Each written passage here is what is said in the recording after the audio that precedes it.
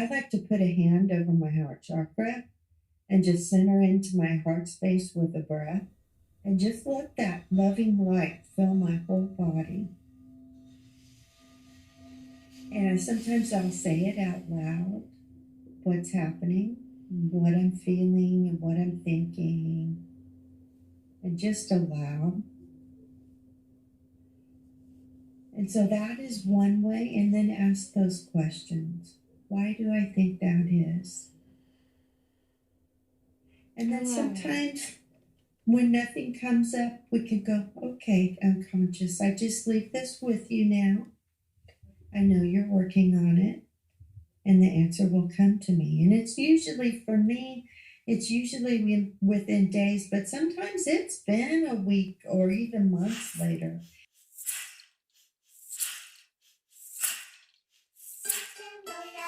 Thank you for coming. Thank you for staying. I'm here to share with you the beautiful transmissions from the walls of my cavernous heart and to witness the great frequency shift that we are moving into as a collective and the beautiful deep work that we are doing as we glide into the age of Aquarius. This is the Liminal Frequencies podcast. Let's go. Thank you for joining us today and welcome to the show. I'm Jillian Ribbons. I'm here to help you alchemize this human experience through Akashic Records readings, through networking with other entrepreneurs, and through exploring the realms of our unconscious. And it's been an interesting look at the unconscious this week with the eclipse coming through at the same time as Mercury is retrograde, as Venus is retrograde. So we're going to be asked to question a lot of things and question what is it that's coming to a deep ending. And the way that I look at it is like an iceberg. The unconscious is the iceberg that you cannot see. You only know the little tiny bit on the top, and it feels like that's what's happening. Our past lives, our deep grief that we may be going through is being shifted, and we're moving into a new era with Neptune and Saturn moving through Pisces, which is about endings and about grief and about death and letting go. And so now we're in these death and rebirth portals, and I hope that's treating you well. I've noticed a lot of emotions come up for almost no reason and grief for almost no reason. So if you are wanting support navigating that, I'm here for you, doing Akashic Records journeys, which is how you can connect to your guides, divine beings, spirit animals, and higher self to help you to alchemize this experience. Now, today we're going to have a really nourishing conversation with Shawna Vargas. And Shawna is an author and workshop facilitator who helps trauma survivors to achieve spiritual wholeness and fulfillment through establishing a relationship with divine love. Her reader is one who hasn't found healing from trauma through mainstream sources and is looking to break through the isolation of their unique experience that they may have ultimately not only survive after trauma, but thrive like never before. She has recently come out with a new ebook called Love's Rima, which translates to Love's Utterance. And what she explores and what we'll explore in the show is how she experiences love as a conscious entity. And for today's show, I pulled a card, and the card is Stretch. Put yourself forward, stand in the sun, grab an opportunity and run with it. Reach beyond the shade, out of the comfort of darkness and step into life. Holding yourself back is counterintuitive. Doubt, fear, anxiety, and grief may be part of your journey, but don't let them be the journey. Reach out, stretch yourself little by little, grow strong, and live. The spiritual meaning of stretch, which is in Williams Solernal Sacred Earth Oracle book. In a fleeting moment of grace, in the space between your thoughts, you glimpse a silent bliss that is beyond words or description. This all-encompassing love is your soulful spiritual center. It is without beginning or end. Reach for it, and this state of grace shall be a guiding light in this world and beyond. It is life. It is eternal. So, everyone, put on your rose-colored glasses and let's venture into the world of Shawna and her beautiful mantras.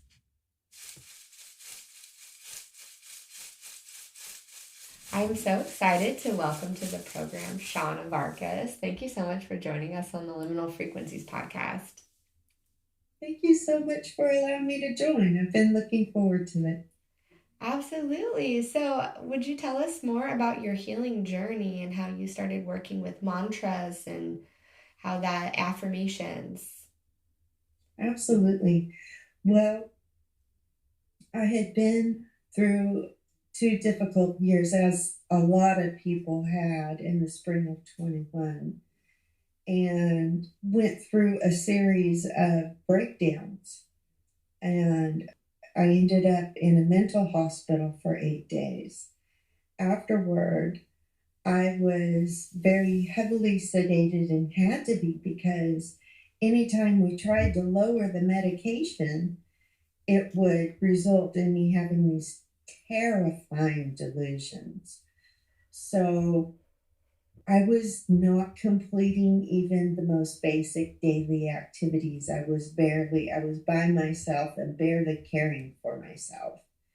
And I was like this for several months. And I got to a point where I was desperate for change and recovery. And I just wanted to make because I had tried to make several commitments to productivity and to caring for myself again and meeting work goals again. I hadn't been working since April of 21 by the time September of that year came around. Wow. And I was journaling on September 16th of that year. And I said, I tried again. You just keep throwing things out the wall and you don't give up until something sticks. And I said, all I'm going to commit to is a single mantra about love. And it was, in love, there is comfort. In love, there is comfort. In love, there is comfort. In love, there is comfort. In love, there is comfort.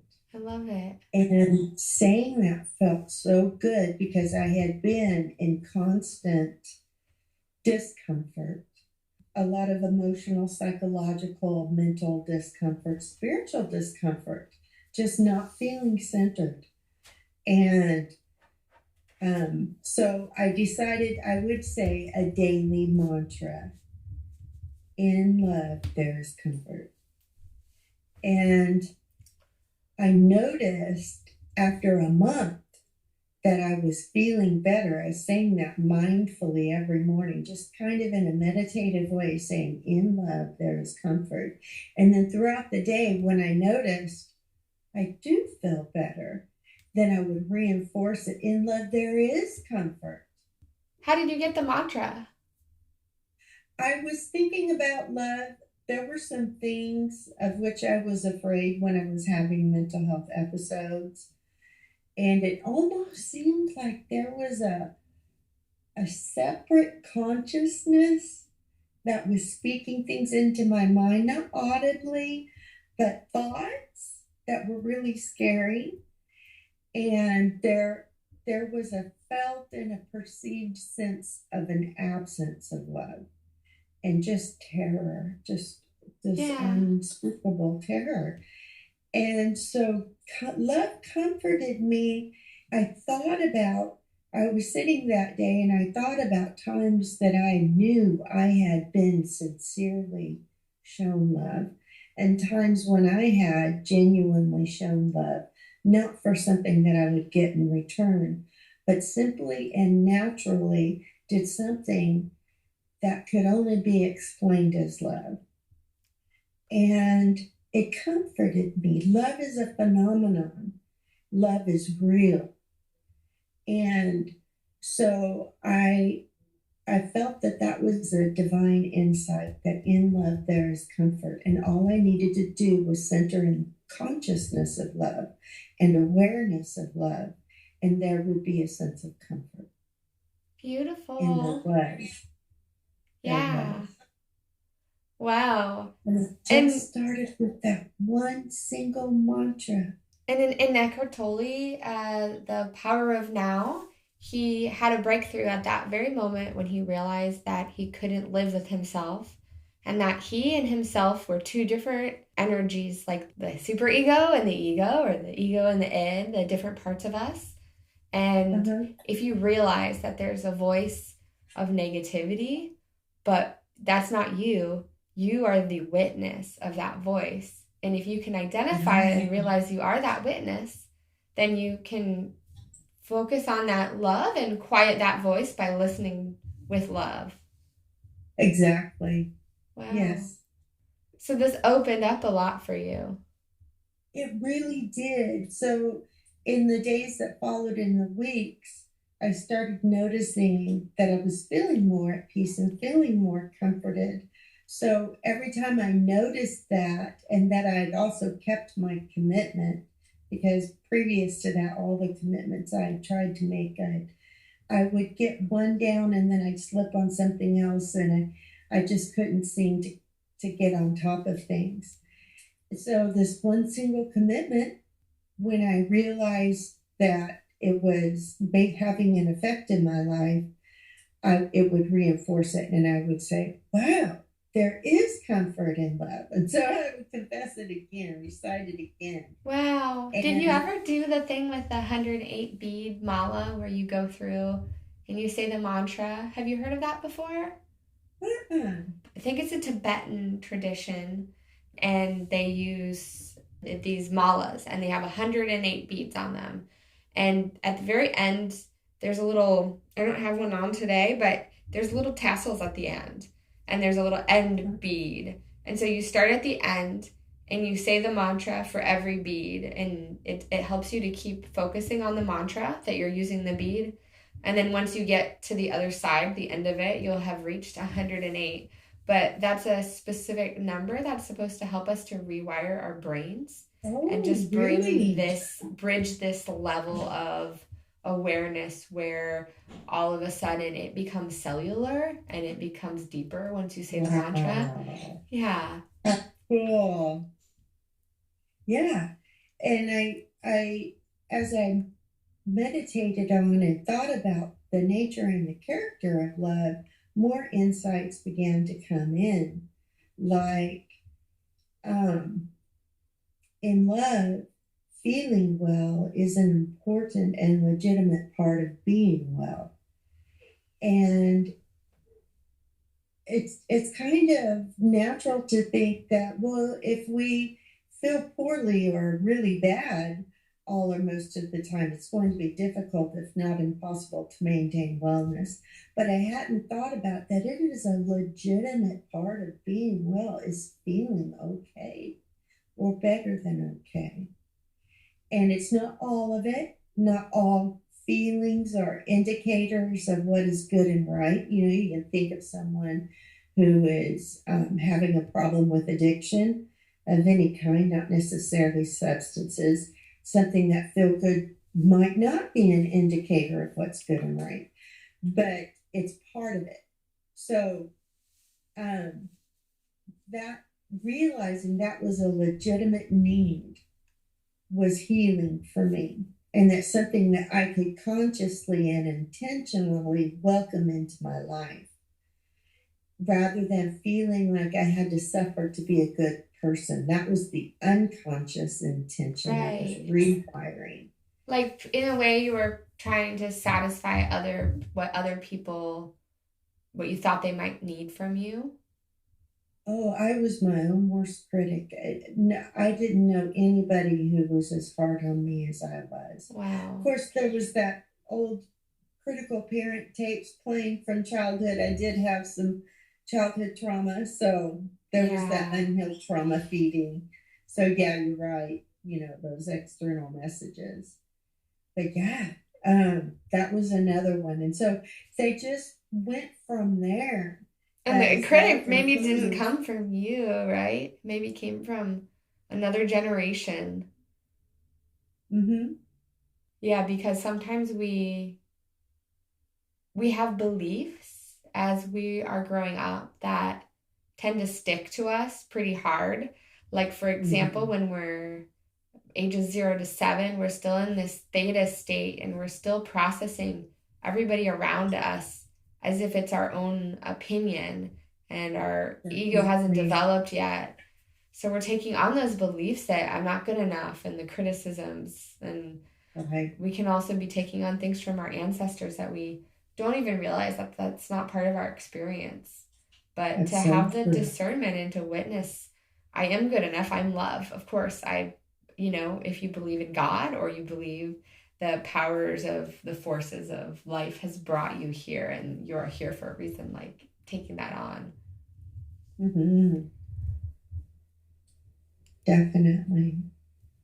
And so um, I developed a list of 20 mantras and affirmations. Well, actually, 20 mantras and 20 affirmations that had been um, vital in rebuilding my self love Mm-hmm. and establishing it in a more of a healthy way. And so till last year, March of 2023, I went, wow, I've been well. I can actually say I've been well with some stability because I had a lot of setbacks going forward from that Yeah. point. And I could see progress maintained at that point. And I've just been thriving ever since. So I decided to write them all down, put them in a book, just a meditation journal Yeah. with 20 meditations, and each of them is a mantra and then an affirmation that we could say to empower ourselves. Like in love, feeling well is an important and legitimate part of being well. That's the mantra. And then the affirmation is internalizing it and saying, I find healthy and creative ways to feel good. So it's empowering ourselves Right. to and programming ourselves and reclaiming our inner power. So the way I see Love's Rhema, which is what the meditation journal is called, and all the work that I do is to create sort of a balance, a trauma informed approach. People who have been abused as children, people who have suffered a trauma as adults, whether it be domestic abuse or addiction or mental illness or whatever it would be. And severe trauma has a way of altering one's perspective of the divine, and it can rip away all trust. My Wow. trauma informed approach is to empower one spiritually, emotionally, and mentally to take charge and still leave that room for magic, that oneness with the divine, without feeling like just the natural world and psychology is all there is. I love psychology, but to leave room for energy and magic and spirit, while at the same time not being so um, dependent on spirit that there's no sense of volition or autonomy or independence. Yeah. Doing walking by spirit by choice and by will. I have a vision of when we're really young, we're like this little super clear crystal, like a blue or a selenite or something. And we have this clarity in our soul that we are born with, but then maybe we're exposed to people who have a lot of anger. And so that empathy is amplified because we need that empathy to survive. And eventually Mm-hmm. it's just completely coated with these layers of the trauma that we experience. Because the more that we turn that empathy on and we activate the empathy, the more that we are really holding other people's stuff.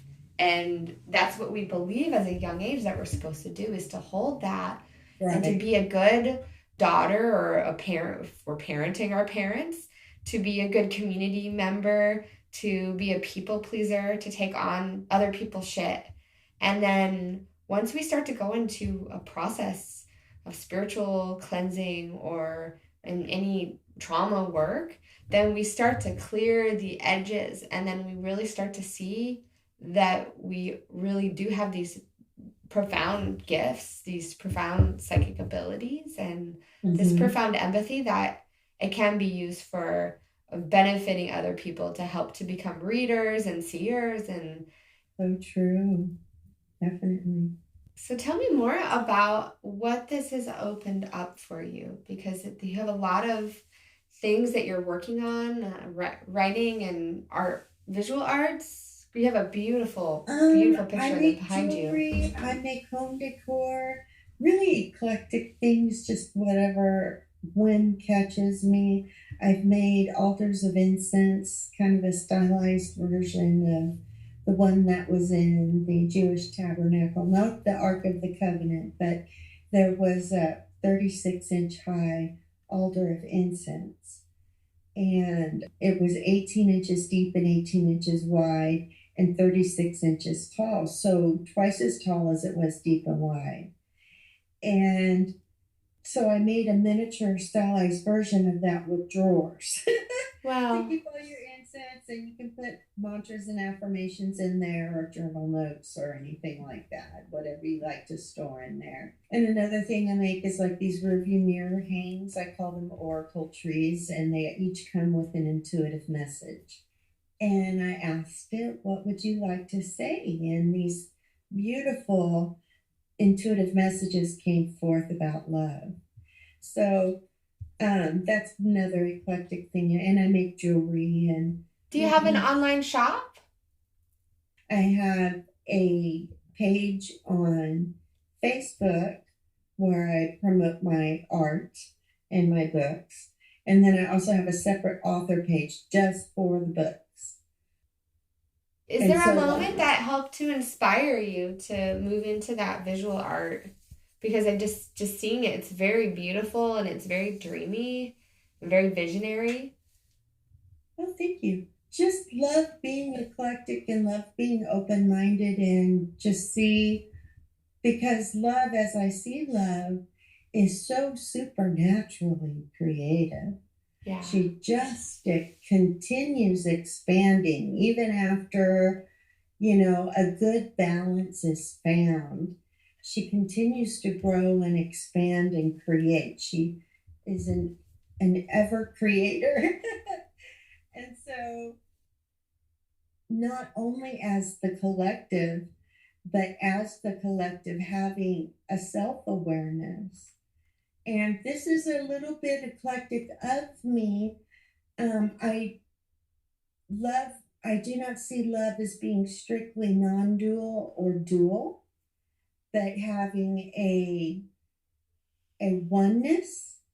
And then also within that organic body, there being these beautiful reflections, these um, facets of a diamond, or threads in a tapestry, or members of one organic body.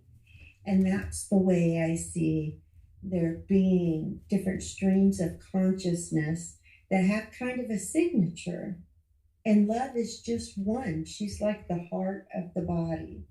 In Christianity, they say, in the Bible, it says that Christ is the head of the church. Well, love doesn't exalt herself and demand worship. She just wants for herself what she wants for everyone else. Yeah. And it's beautiful.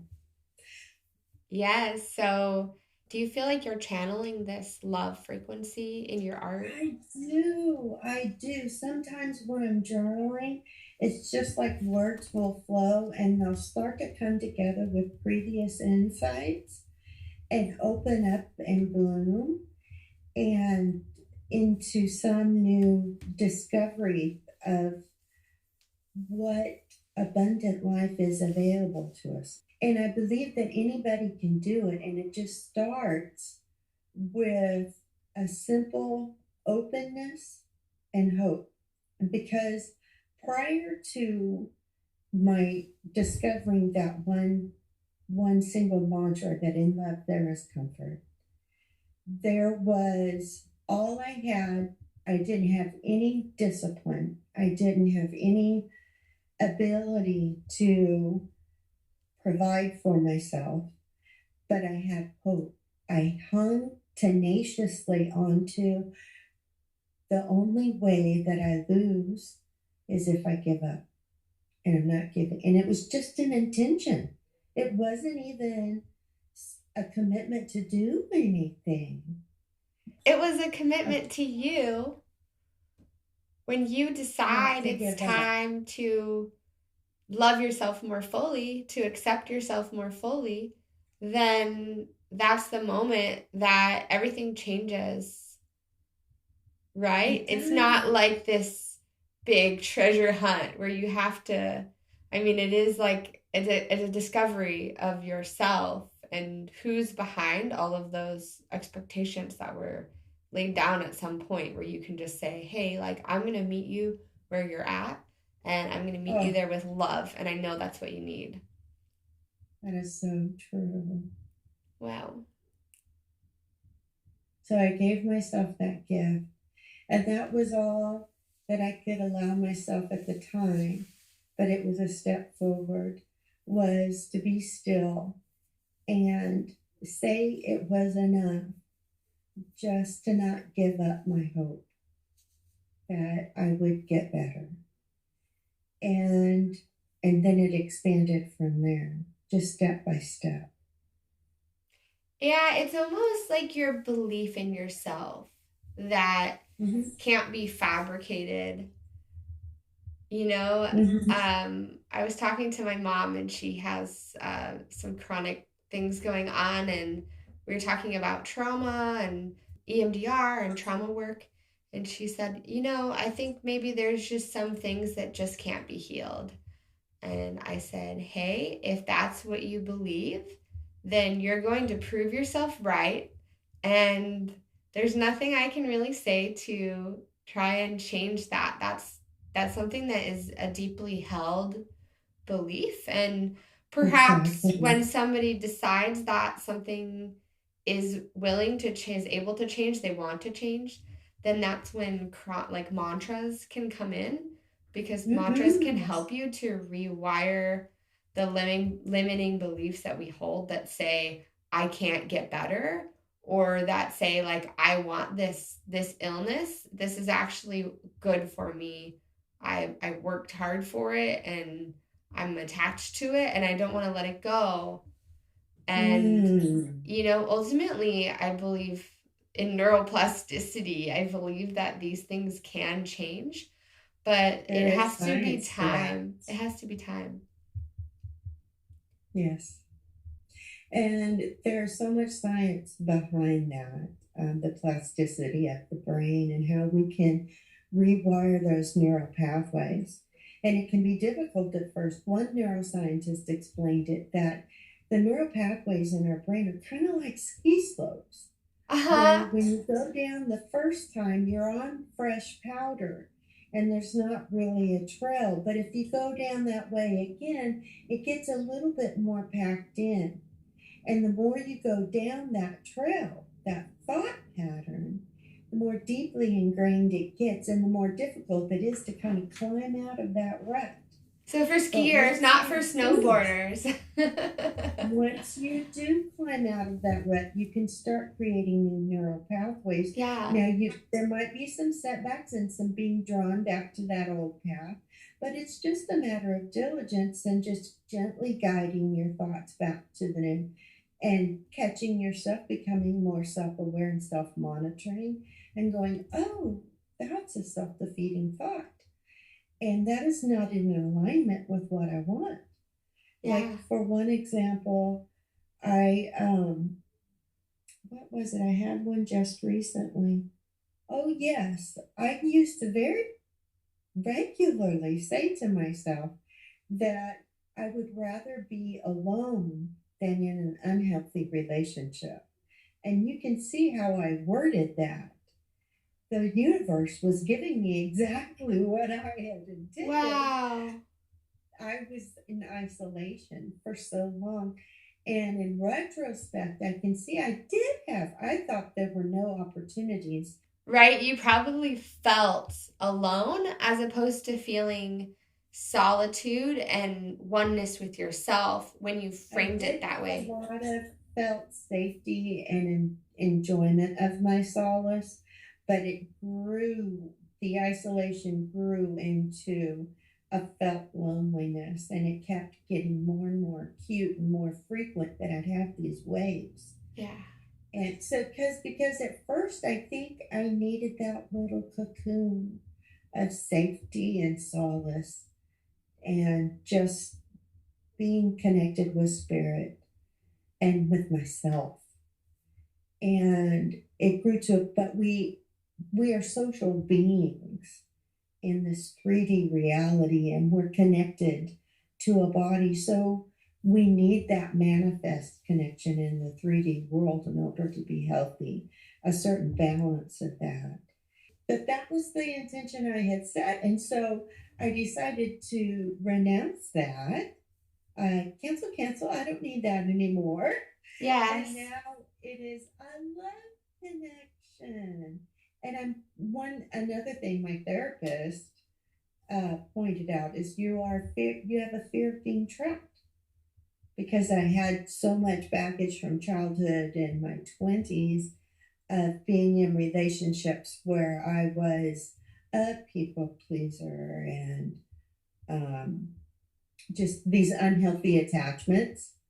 And so I had a fear of getting into another relationship where I was used or mistreated. So she helped me realize that I'm free. No one can trap me.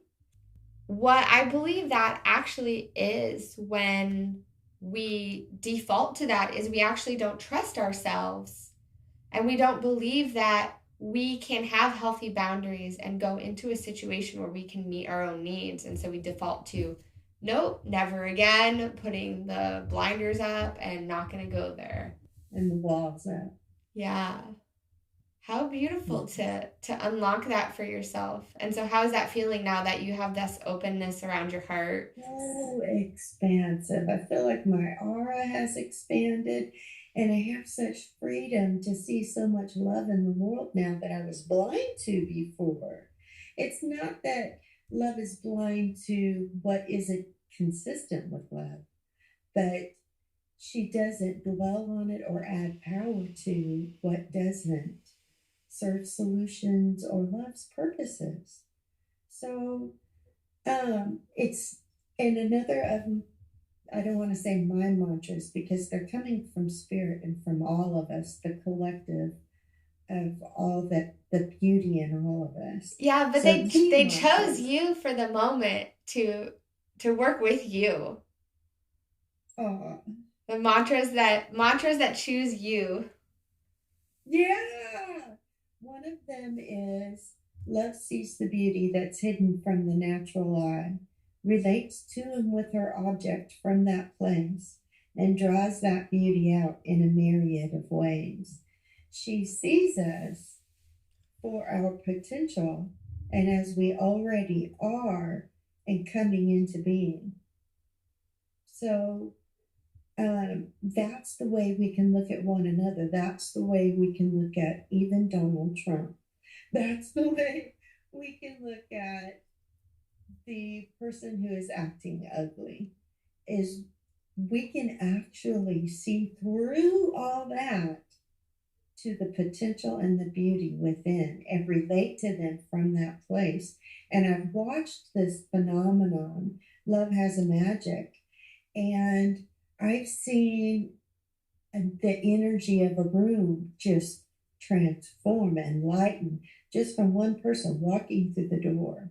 Wow. I've seen a person who is angry and acting belligerent become very sweet and grateful because someone handled that situation with grace. So tell me about your workshops. Well, I'm just starting to work on them. I have one complete. I'm not sure how many I will do. I know at least 3 to 5. The first one is healing from trauma. And so we'll do a guided meditation. We will do some brainstorming together. My workshops are really interactive. Um, I I worked in mental health. I have a bachelor's in psychology. And so I used to develop and implement curriculum for workshops and facilitate those. But now I'm getting to do what I love, and that is share love in a spiritual way and not working for the government. I love But it. my workshops are interactive, so people get more out of it when they're able to contribute and when more people get involved because everybody brings something. Yes. So another thing that we'll do is in the first workshop is we'll break up into pairs and ask each other questions. That kind of open up the intuition, open up that connection with our inner voice, and kind of bring unconscious thoughts to the surface. And that also opens us to insight. Sometimes we can bring up a limiting thought, and immediately, when it comes into the conscious mind, it's like, oh, I didn't realize that's what I believed. Of course, that's not.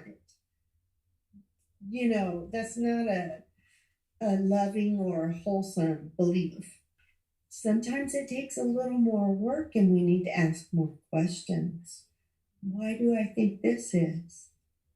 Well, I feel this way. And challenge the thought and or belief and ask why it's there. It's not readily apparent that this isn't something we don't buy into. It's something that still has a hook in us. And so we got to dig a little bit deeper into the layers to find where the root is. And then we can replace it with that loving, wholesome, abundant thought and belief that we want implanted. And that was going to be my actual last question for you was how can people listening tap into this liminal frequencies, the intuitive frequencies, the frequencies of healing, and be able to connect with that level, which is often occult and hidden or suppressed. So, yes. Yeah. Now, there's one thing I want to preface my answer by saying, and that is if someone has severe trauma unhealed, if someone has addiction, if someone has mental illness, I highly advise seeing mental health treatment professionals and not beginning alone. I did that. I sought magic and spirit on my own and spiritual wholeness when I wasn't ready, and I got into energies that I didn't discern weren't of goodwill. Not everything of spirit is of goodwill. Yeah, it's important to have both sides of the coin. If we need the Western approach, we need the Western approach, and then we can also go and do some things that will help us to balance it out. Actually, yeah, absolutely. So, so I would say I would recommend that first in cases of severe trauma or behavioral health issues. And then to augment that, your spiritual practice. And so your mental health professionals can kind of help keep you grounded and give you reality checks. And because me, I can go hyper spiritual, and my head's in the clouds, and I'm not in the 3D world doing, connecting, you Yes. know, necessary things. So we need that balance. Journaling is one way, and asking those questions. If we can start with an unpleasant feeling, and we can ask it, why are you feeling this way? Just ask it in a quiet, still quiet space. Or we can get with a loved one or a trusted friend or therapist, and they can ask us Mm-hmm. someplace we feel safe. Yes. And for me, I love journaling. I also have a good therapist, so I've got the best of both worlds. Amazing. But everybody's different and wired differently, so they may have more of a comfort level with one than the other. But and a conversation out loud too. You don't have to write it down if you hate writing. Yeah. Some people do. And just asking those questions, and then when that comes up, if it doesn't resolve it, then ask, well, why do I think that is? And keep gently pulling those threads and pulling up. And you'll find that as you open up, when we ask our unconscious questions, it gets right to work on it. And the answer doesn't always immediately come up. It might come to you while you're drying your hands. It might come to you while you're driving. It might come while you're shopping at the grocery store. But something will pop into your head, and it will resonate and go, oh, yeah, that makes total sense. But that's the way our unconscious works. It's not predictable. But Yes, it I does love go it. right to work on it when we ask it questions. And so we can just ask the feeling, why is it you're feeling this way? I like to put a hand over my heart chakra and just center into my heart space with a breath, and just let that loving light fill my whole body. And sometimes I'll say it out loud, what's happening, what I'm feeling, and what I'm thinking, and just allow. And so that is one way. And then ask those questions. Why do I think that is? And I then love it. sometimes when nothing comes up, we can go, okay, unconscious, I just leave this with you now. I know you're working on it, and the answer will come to me. And it's usually, for me, it's usually within days, but sometimes it's been a week or even months later if it's a big breakthrough Yes. coming. Yes. That's a very gentle way of feeling into it, because we're not going to demand the unconscious gives us answers. And Can't sometimes be just a forced. dream, a walk, something will help us to dislodge it. But just Mm-hmm. loving it, it's closed right now, that little box of answers, and just loving that little box of answers and saying, hey, it's okay right now. That's where That's you're a at. beautiful way to put it. Yeah. Mm. Well, thank you so much. I would love it if you had a little mantra that you are called, like one last mantra or affirmation that you're called to share with us. Let me see. I have lots right now. Oh, I have a new one. What's my new one? Um, it doesn't mention love specifically, but it is desire need be greater than resistance. This goes Mm, along with that. Love comforts. Love's ways are easy and light. That's another mantra. I love it. But this new one, that desire need be greater than resistance. This is the way love works. Her ways are easy and light. Yeah. Even when something's difficult, there are difficult things in life, there's always along with it a comfort Yes. that it will be bearable. And there's that hope that this is temporary. And so sometimes when it comes to work, it's a matter of my desire, my loving desire to do this thing, whatever it is, this difficult thing, needs to be greater than the resistance. And if it's not, that's something to look at. Is this really necessary? I choose my commitments. So, why am I choosing this commitment? And is that aligned with my values? But Beautiful. desire, in order to be in alignment with love, desire is greater than resistance. That anxiety, that dread, that, oh, this is all discipline, kind of a thing. There's always a measure of comfort with love, being centered in love. Yeah. And the way to get there is to build that desire. We can say things, we can talk about why we want to do it or journal about it. I like to talk about, I am really going to be happy to help my roommate today because she's been needing my help and she's so supportive of me, and I'm so grateful to have this opportunity to get these things done for her.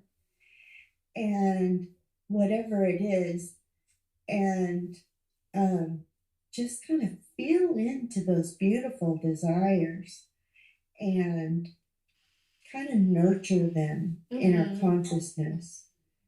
There needs to be a release, and I work with the moon's waxing and waning energies when I'm bringing in with the waxing moon's energy and releasing with the waning moon's energy. When you have a clear intention and a strength of will, you can work with both. Like when it's waxing, that's the dominant energy, so you can bring in to push out. And when it's waning, you can release and break to make room for what's coming in. So we can still... Working with writing the intentions on the new moon, and then just like a plant that you're watering, just allowing yourself to move through the struggles of the first quarter square and, the full moon, and things are filling with your intentions and your desires, and then to kind of anchor it and ground it as you move back into the phase of the new moon. Yeah, cool. It's beautiful work, and it's so amazing to share time with a kindred spirit and blessing you on your spiritual journey. I'm sure we will cross paths and chat again. Thank you. Take care. You too. Thank you for listening. I feel that sometimes words can be so nourishing and so powerful, in that operating under a limiting belief, because it's what is protecting you from trauma or from negative attachments, is what might be driving the ship as far as where you're going and how you're operating with the universe and your contracts. And so it's just really lovely when we have a soothing voice like Shawna and an invitation to drop into our own stories, and through mantras we can navigate this. And yeah, it's an interesting practice, the 108 beaded necklace, the mala. And you take the first bead at the very end with a little knot on the end of it, and you start with your mantra, and you can continue saying your mantra without having to count. In your head, you just keep saying the mantra until you get to the other side of your necklace. And that can be a really beautiful strategy if you dedicate yourself to doing this every day, to rewire your brain and rewire limiting beliefs in your brain. I'm always here to help you if you want to come up with a mantra about centering your heart, about clearing your energy, about operating from a place of love. And yeah, we'll do this now. So I want you to close your eyes and connect deeper into your heart. So connect with the bottom of your heart as if it's this beautiful pot of liquid, of nectar that you're stirring.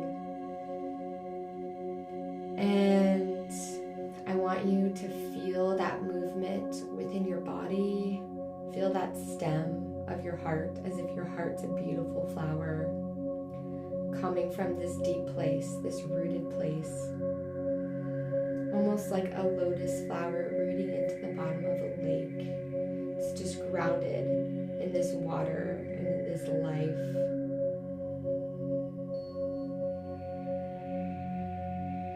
And drop into the infinite wisdom and knowing that is below your heart, that is watered by the sunlight and the skies above you, that is nourished by the minerals below you.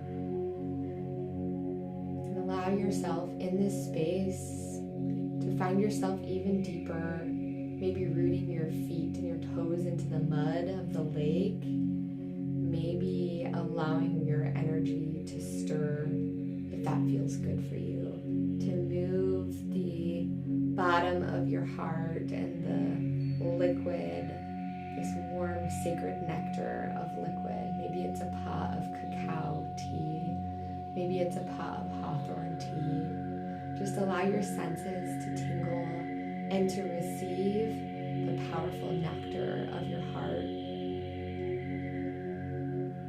And it's as simple as imagining in your mind's eye, taking your middle finger, which contains the heart meridian, and dipping them into the pot of the nectar, or if you're in the lake, the beautiful lake, and pulling your finger out, and you may see on your finger that there's a mantra for you. And sometimes it takes some practice to receive this divine wisdom and intelligence which is inherent within you. But there may be a feeling, a sensation that you want to hold on to, that you want to bring with you into your day. And so you can take in your mind's eye the liquid that's on your hand and bring that up your heart meridian into the palm of your hands. And you can massage it a little bit if that helps you to anchor this. And then bringing it up your wrist and then up into the under of your arm, your subscapularis. And then just imagining that moving into your organ and filling your heart with this joy of divine love. Knowing that by listening to this, you're connecting to a liminal frequency within you, you're connecting to collective channels and frequencies, and anybody who ever listens to this and maybe be all connected in a way in our hearts, in a way that we can choose love as a full sentence. So thank you again for listening. You know where to find me.